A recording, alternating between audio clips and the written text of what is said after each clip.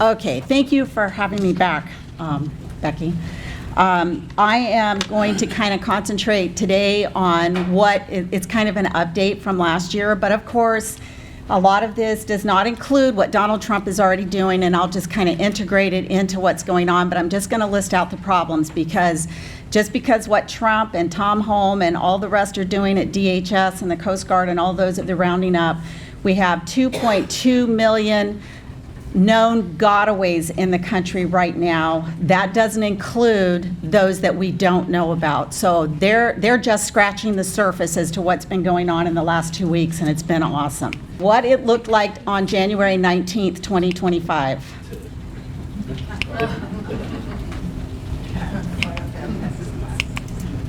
What it looked like on any given day from 2021 to 2025.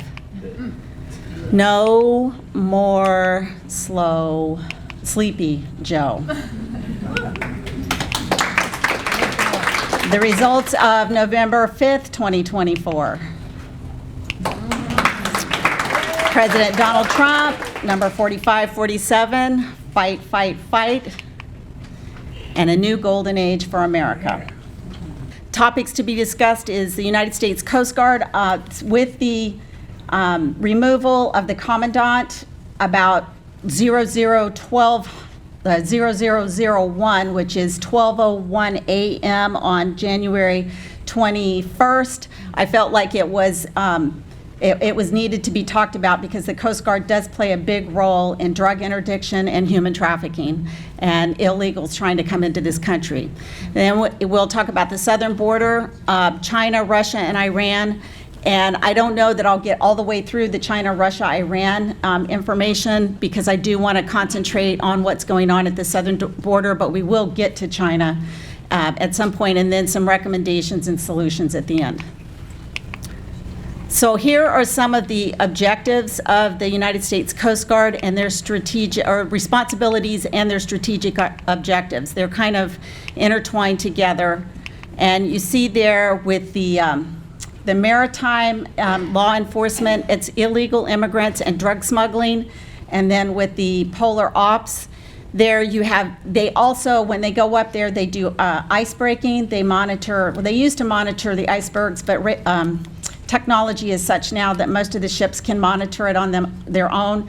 But we also, China and Russia have a very heavy presence up in the Arctic Circle right now and around Greenland. That's why Greenland is so important. And it's our job not to necessarily, I say our job, but it's the Coast Guard's job to not necessarily go in there and cause a confrontation, but it's their job to go and monitor the movements of what's going on up there, and if they hear or see anything, they should be reporting it back to the United States. And then we have maritime safety and military support and defense. I don't have time to go into each one of those areas, but we will talk about some of them. The first one is the search and rescue portion of it. We're going to talk about the drug smuggling and the immigration and the national defense, which we work with the other militaries all the time. We're under Homeland Security until war is declared. Then we fall under the Navy, we're their actual first fleet, and we go under DOD when war is declared. And the last time that happened, of course, was in World War II. All right, so this is an average day in the life of a Coast Guardsman. They say that, and this is just an average day. During Hurricane Katrina, in 48 hours, we rescued over 33,000 people in that first 48 hours. We have law enforcement capability in this country. We're not military. We are military, but we fall under Department of Homeland Defense. So we don't have to wait for any kind of authorization to get up in our assets to get into the air or on the water. As soon as something happens and daybreak happens and we can see what's going on, our assets can be in the air and on the water patrolling immediately and working with people. So it's 45 lives saved, 192 people assisted, $26.6 million worth of illegal drugs seized. This is per day. 15 undocumented migrants interdicted, 439 pounds of pollutants prevented from entering U.S. waters. We have the aids to navigation, which keeps all our waterways open and moving, and that includes not only having fun on the water, but it includes commercial transportation. That's our job. That's what we do, is keep it going. Hundreds of daily vessels inspected, cooperation with Department of Defense, 200 plus fishing vessels monitored, and then these numbers just highlight a little bit of what we do each day. Okay, so this picture was on there last year. And in addition to it being my second favorite picture, it's just also a way cool picture. This is a Coast Guardsman who jumped from his boat onto a narco submarine. These submarines are homemade. It has this particular one carried a crew of 5 personnel. It was carrying 17,000 pounds of cocaine with a street value of $232 million. And I'm repeating this for a reason, because I'm going to tell you something more about it in just a minute. The narcos attempted to sink the vessel upon capture, knowing that the Coast Guard would pluck them out of the water once it sank, but the crew managed to plug the leaks and bring it in to port. And in another bus that they made right around the same time, they captured 39,000 pounds of cocaine and 933 pounds of marijuana with a total street value of $569 million. So that, just think about that right there at that point. All right, so now we come to Admiral Fagan. She was relieved of command, and a lot of it, people are going to say, oh, it's DEI, it's this, it's that. Well, when I went in and started looking at it, I was pretty neutral about it when I heard about it in the first place, but when I started looking, she was relieved because of concerns about the border, recruitment, and an erosion of trust at the senior levels. She demonstrated leadership deficiencies and operational failures and an inability to advance the strategic objectives of the Coast Guards. So I went back and I looked at 22 and 23 numbers for the drugs. She was in about 24 million for the whole year is what they've reported. All right, you just saw the slide where it was over 200 and some million for one bust. So there's 2 busts there that come up to almost $500 million, and she was 24 million in 1 year. So somewhere jobs were not being done. The Coast Guard only interdicts about 11 to 15% of the drugs that come into this country, but it makes a big difference if it's hitting your community. So that was one of the things that she did. Then, as I looked into the budgetary concerns, we have, there's an icebreaker that's being built right now that she provided no budget for in the FY25 budget that went to Congress. I was talking to a person, I didn't look much further. I was like, okay, so she's not funding assets that are being built, which is going to create time delays on this ship being built. Talking day before yesterday to an aviation person, he said, oh, it gets worse than that. And I'm like, what are you talking about? He said, they didn't even provide money for fuel for any of the air assets that the Coast Guard has. So these crews couldn't even get up in the air to do search and rescue or to provide the supplies and the other things that they do. And they do monitoring of boats that are suspicious looking out over the water, and they tell the Coast Guard cutters where to go when they see these suspicious activities. So none of that was covered. Now the Coast Guard is in the air because if you've been watching the news, they've been using the C-130s to fly illegals to targeted areas where the C-17s in the Air Force are loading them up, putting them on a plane, and either sending them back to their home countries or back to Mexico. So this is why she was relieved of command. All right, so this is a map here. We're going to go to the southern border now of Mexico.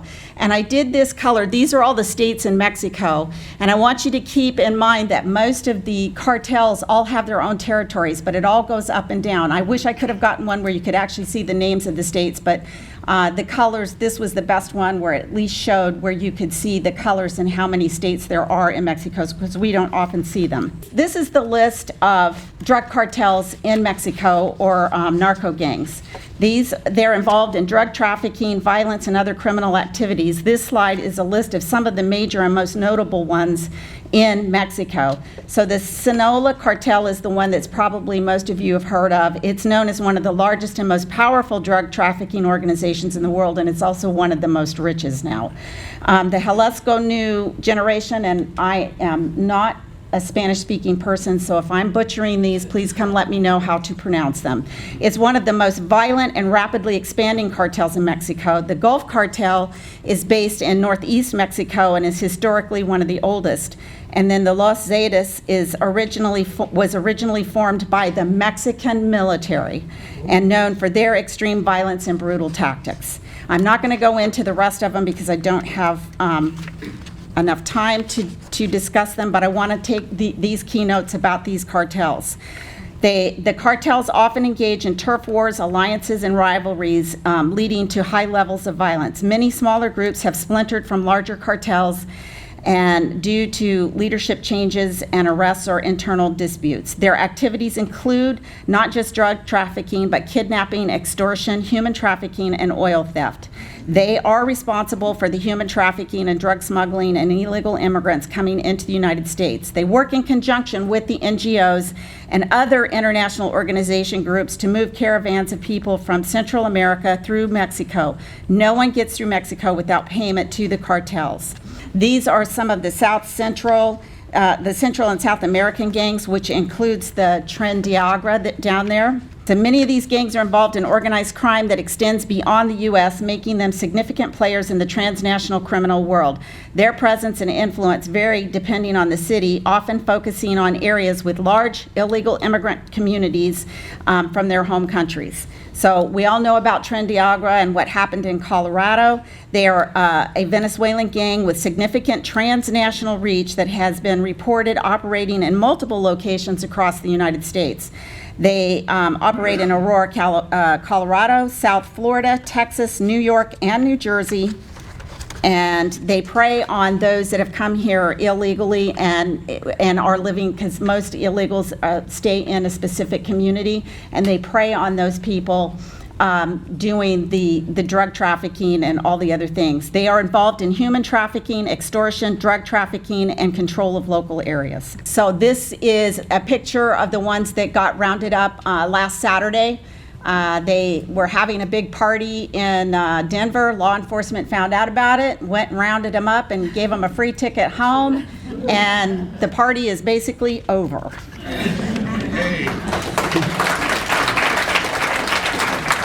Okay, so now I want to get into some of the border vetting issues. This young man here is a 22-year-old Mauritanian national who illegally entered the U.S. through Mexico and was one among the thousands of illegals who went to the sanctuary city of Chicago.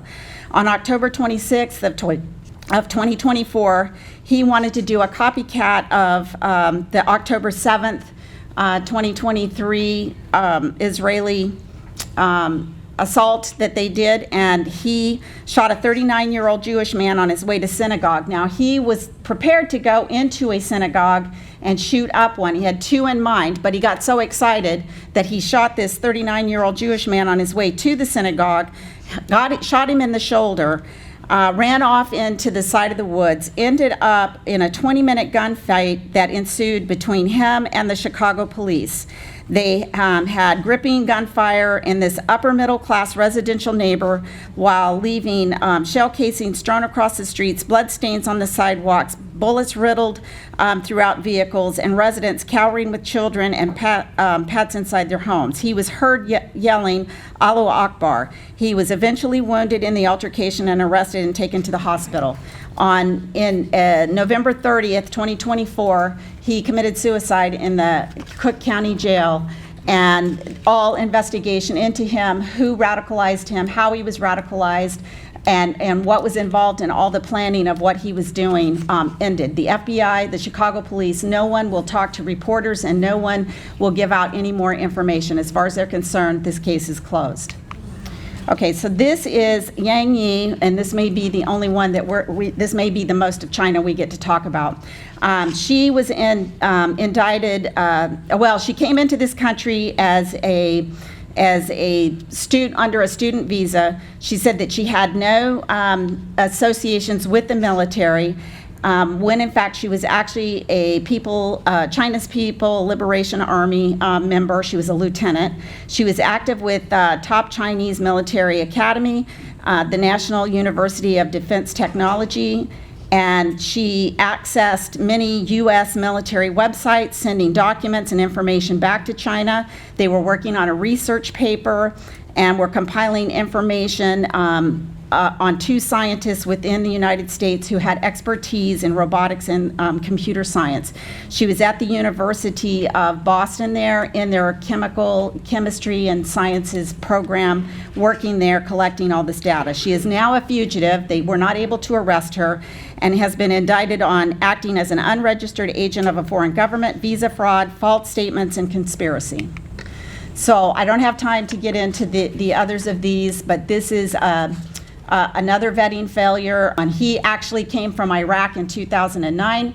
He was wanted on murder and part of a assassination cell when he was in Iraq, and yet actually got citizenship before we extradited him back to Iraq. So here is China. Nothing happens in China, is what I'm going to say, without the Chinese government knowing, especially with all the criminal stuff. They try to say, oh, China's trying to control it. They're not trying to control it. China is every bit a part of it. We have technology problems. We have espionage problems. There's all kinds of problems going on with China due to the influx of fentanyl. Fentanyl is the #1 killer of young people between the ages of 18 and 45. I won't even get into Huawei. And then we have China, Russia, and Iran. They are creating all kinds of havoc throughout the world and against us. China knows us better than we know ourselves, and we don't really know a huge amount about China. So some of the recommendations that I have here is use existing, which they are doing, illegal immigration laws that are already on the books, keep rounding them up. Now, some of this I already had on there. Stop the funding of the NGOs, which I just mentioned. The NGOs got over $2 billion last year on grant money from our government. So we have been funding them, moving the illegals through here. They also tell the illegals, they give them food card or cards for cash. They tell them where the bus stations are, where the train stations are, what hotels to go to, how to get visas, how to interact with the Border Patrol once they get there. They have been complicit in this all the way through. And in my opinion, if you are helping with the illegals, you should no longer receive funding from the United States, and that should be on the law. I thought about Guantanamo Bay, and Donald Trump is going to do it. They can house 30,000 illegals there, and that should be some of the most dangerous that should never see the light of day again, that have harmed any United States citizen. Stiff prison sentences for those that are caught trafficking women and children, and I mean, when I say stiff, 25 to life. If you are caught trafficking, you need to go to prison and never see the light of day. And I will tell you this, in prison, if you have abused a child or trafficked a child, you are at the bottom of the totem pole, and the prisoners will take care of you. So that is one, there's some redeeming value, I guess, in some criminals. Make sure that Republicans maintain control of the House and Senate in 2026, and then plan out the next 20 to 30 years. I cannot emphasize to you enough that we should not be sitting back, because these problems are not going away. The rounding up that you are seeing that's going on in the country right now, and the things that you are seeing that Donald Trump is doing right now, is not going to continue past 2028 if we do not do our jobs and make sure that we get people that are like-minded and are strong like Donald Trump is. We need stronger people who are willing to stand up to those and not cower.